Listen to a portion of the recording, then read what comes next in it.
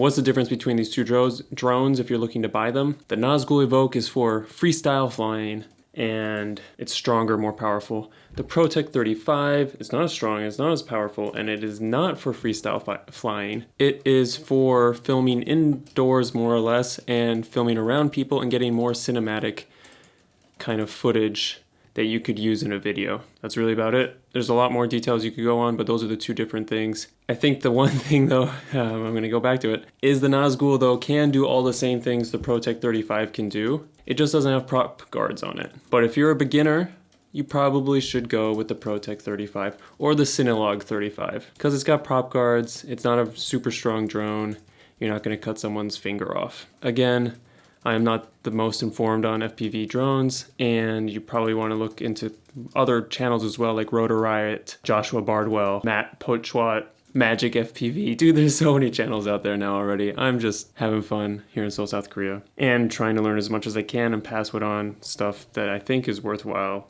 to anybody that wants to join me while I fly around here in South Korea. Thanks for commenting. Let's learn together. That's me from Seoul, South Korea.